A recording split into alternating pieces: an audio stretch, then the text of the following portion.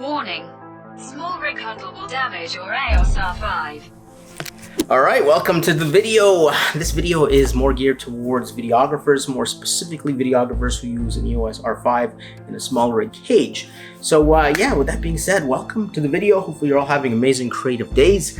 And this is what we're going to be talking about, the SmallRig Cage on the R5. I'm going to be talking about this setup and this rig that I built on my next video on this crazy thing called YouTube.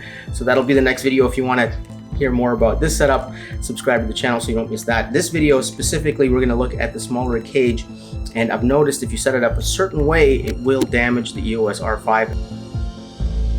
And I figured I would make this video first before I go and promote all this gear in the next video. So let's get into it. Alright, so when I'm shooting video, run and gun style, what I like to do is I like to put the screen on the front of this handle, as you can see here, because it's a little bit lower and allows me to sort of see what's going on as I'm filming. If the screen is back here, let me just move that quickly. This kind of setup is great when the camera is on a tripod and you know, you're just looking at the screen, you want it as close to you as possible. But if you're running and gunning and trying to use the handle to get some cool angles and shots, it doesn't really work that way. So this is the way I have the handle set up right now. It can also go this way.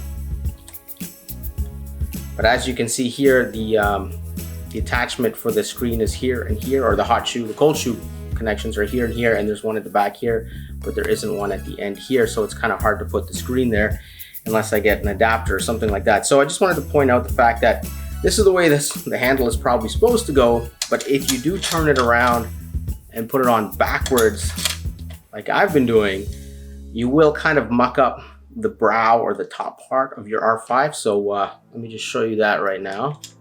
So this part of the camera right here. So I just wanted to make this video. Hopefully SmallRig sees this and they make some adjustments to the handle so it doesn't scratch up the R5, because this is an expensive camera and ideally you'd like to resell it when newer camera comes up. So these cameras will hold their value, but if you muck it all up, who knows?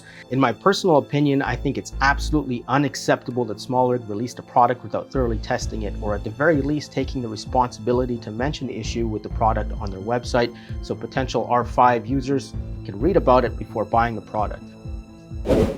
Alright, so here are the SmallRig part numbers for these items. So if you are using these items with your R5 setup, just keep in mind, if you do put this handle on backwards, you will scuff up your camera. And hopefully SmallRig, if you're listening, if you watch this. Now there's a very easy solution to this problem. You take this little bridge right here and bring it forward a couple millimeters, and that'll give the handle enough clearance to clamp onto the NATO rail without damaging the camera. So hopefully SmallRig, if you're listening, you can fix this and just make this a little bit longer, make it stick forward a little bit, and it should solve all the problems. And yeah, then people's R5s won't be damaged by your handle, which is pretty unfortunate.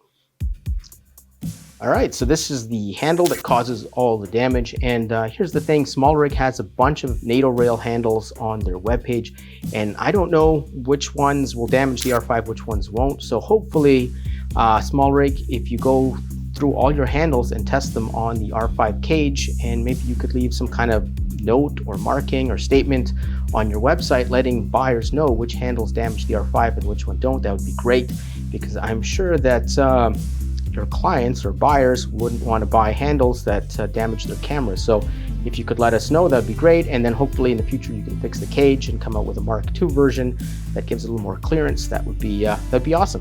All right, and that's the end of this video. Hopefully you enjoyed that.